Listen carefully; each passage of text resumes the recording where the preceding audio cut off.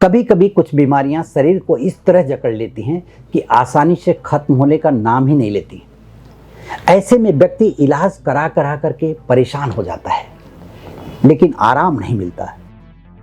ज्योतिष विज्ञान का अपना उपाय है जिसे आप अपना सकते हैं अगर आप भी ऐसी समस्या से परेशान हैं तो। इस वीडियो को अंत तक देखिए। आज मैं कुछ 3 महत्वपूर्ण उपाय बताने जा रहा हूं जिससे आप लगातार बीमार रहने की समस्या से बच सकते हैं। नमस्कार, मैं ज्योतिषी आर्यच सोनी पिछले 40 वर्षों से यंत्र मंत्र तंत्र रत्न दान दक्षिणा पूजा पाठ होम हवन जप तप के जरिए लोगों की समस्याओं का निराकरण करता रहा हूं।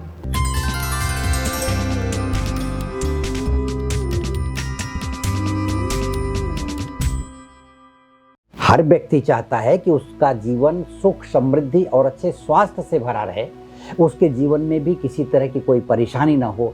इसके लिए इंसान सुबह से लेकर रात तक कड़ी मेहनत कर खुद का और अपने परिवार का पालन पोषण करता रहता है। भाग दौड़ भरी जिंदगी में छोटी मोटी बीमारियां कोई मायने नहीं रखती। परेशानी तब बढ़ जाती है जब लगातार डॉक्टर से इलाज कराने के बाद भी वह बीमारी ठीक ना हो। कई बार बीमारी का पता भी नहीं चलता और हमेशा व्यक्ति बीमार बना रहता है। ऐसी स्थिति में भी कुछ ग्रह जिम्मेदार होते हैं जिनकी वजह से व्यक्ति की बीमारी आसानी से ठीक नहीं होती। इसके लिए डॉक्टरी इलाज के साथ साथ ज्योतिष शास्त्र में भी कुछ उपाय बताए गए हैं जो ग्रहों के आधार पर हैं।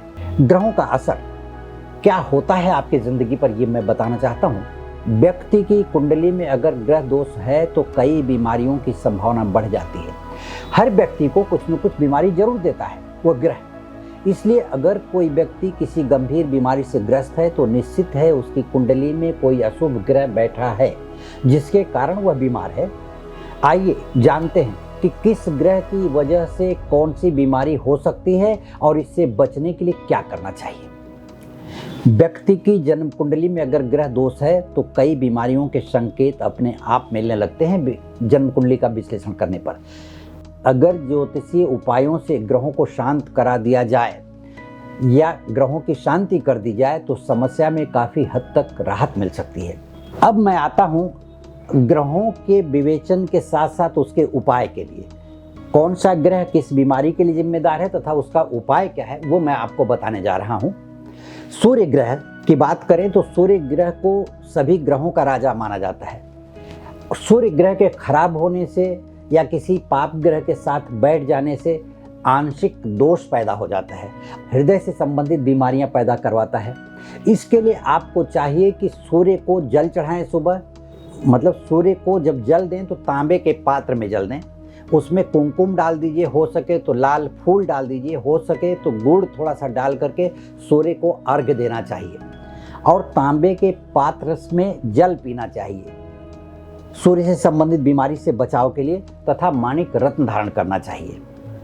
अब आती है बात चंद्रमा ग्रह की। चंद्रमा के कमजोर होने से आदमी को मानसिक बीमारी होती है तथा फेफड़े से संबंधित बीमारी होती है, लंग्स से संबंधित, जिसमें कफ का होना, सर्दी जुकाम का होना और अनिद्रा जैसी बीमारियां भी इसमें ही शामिल हैं।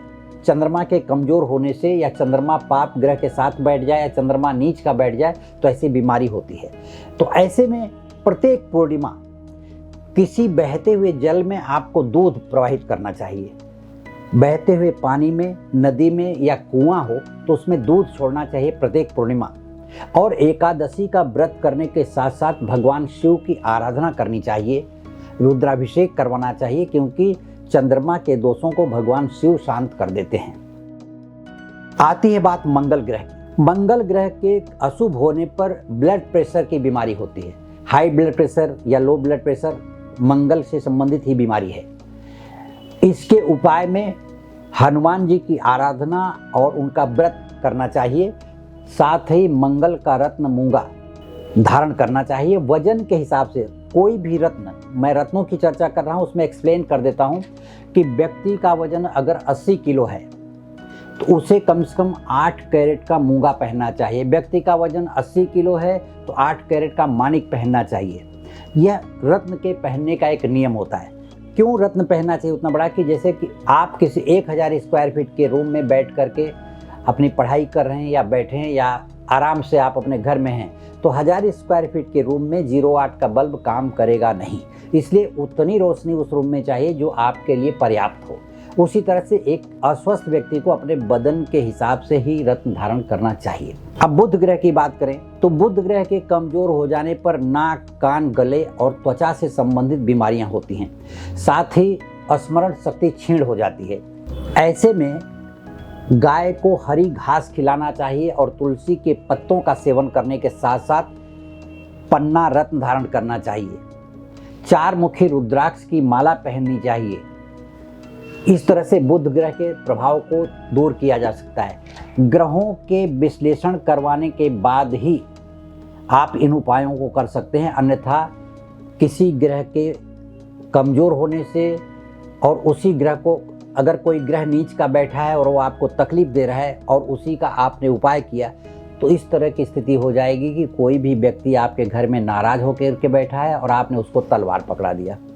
तो इसलिए पहले अपनी जन्म कुंडली का विश्लेषण करवाएं, फिर उसके बाद ही किसी प्रकार का उपाय करें। इसके साथ ही मैं आपको एक और बात बताता हूं, कॉमन उपाय जो कोई भी व्यक्ति कर सकता है अपने घरों से बीमारियों से छुटकारा पाने के लिए। जौ, गेहूं के जैसा ही जौ आता है, पीला पीला रहता है। 250 ग्राम जौ लेकर के उसे गोमूत्र से धोना चाहिए।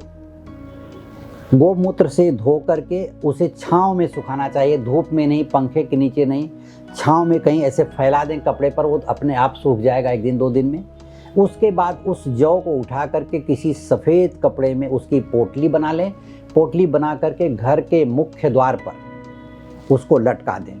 इस प्रकार का उपाय करने से भगवान ने चाहा तो बीमारियां पीछा छोड़ देंगी, परिवार के सभी लोग स्वस्थ रहने लगेंगे। आपको अपनी जन्म कुंडली का विश्लेषण करवा करके ही उपाय करना चाहिए, ये मैंने पहले भी कहा है और फिर कह रहा हूँ। जन्म कुंडली का विश्लेषण करवाने के लिए या मुझसे व्यक्तिगत रूप से संपर्क करने के लिए वीडियो के नीचे दिए गए लिंक पर आप क्लिक करें। इस वीडियो को शेयर करें, लाइक करें तथा सब्सक्राइब करेंगे। इसी के साथ साथ आपकी कोई भी समस्या हो उसे आप कमेंट बॉक्स में लिख करके भेजें, ताकि आने वाले समय में मैं उस पर वीडियो बना करके आपकी समस्या को दूर करने में मदद कर सकूं। नमस्कार, धन्यवाद।